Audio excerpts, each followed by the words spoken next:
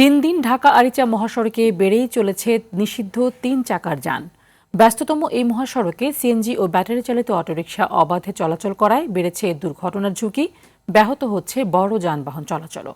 গাড়ির চালক ও যাত্রীদের অভিযোগ, আদালতে নিষেধাজ্ঞা অমান্য করে প্রকাশ্যেই অনুমোদনহীন এসব যান চলাচল করলেও কোনো কার্যক্রম নেই সংশ্লিষ্ট কর্তৃপক্ষের। মানিকগঞ্জ প্রতিনিধি আফ্রিদি আহমদের পাঠানো তথ্য ও চিত্রে আরও জানাচ্ছেন সুলেমান কবির। উচ্চ আদালতের নিষেধাজ্ঞা থাকলেও প্রশাসনের নাকের ডগায় এভাবেই ঢাকা আরিচা মহাসড়কে দাপিয়ে বেড়াচ্ছে ৩ চাকার যানবাহন।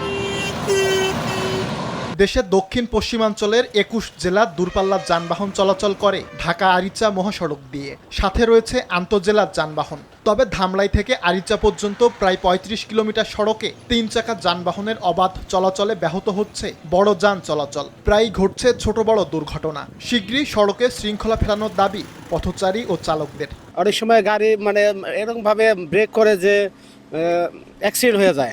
অটো, সিএনজি এরা যখন তখন যে কোনো গলিতে ফুটহাট গাড়ি রোডের ভিতরে দেওয়া যায়, এতে বাইক দুর্ঘটনা হয়। সাইড দিতেও সমস্যা হয়ে যায়, আবার একটা গাড়ি ওভারটেক করবা গেলেও মনে করেন যে ৩ চাকা গাড়ি পেঁচা যায় সামনে।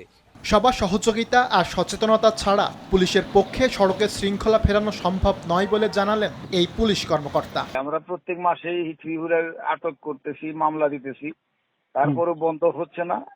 এখন আমার কথা হলো এটা আসলে সকলের, এটা একমাত্র পুলিশে পারবে না, বুঝছেন? পুলিশে পারবে না কেন? ওরা চালাবেই, ওদের মামলা দিলে ২৫০০ টাকা রিস্কি মামলা হয়, ওই মামলা ভাঙিয়ে তারা গাড়ি নিয়ে যায়, আবার যাতাই। মহাসড়কের শৃঙ্খলা ফেরাতে ২০২২ সালের ১৬ নভেম্বর ঢাকার সঙ্গে সংযুক্ত ৫টি মহাসড়কে ৩ চাকা যান চলাচলে নিষেধাজ্ঞা আরোপ করে সরকার। সুলাইমান কবির, RTV।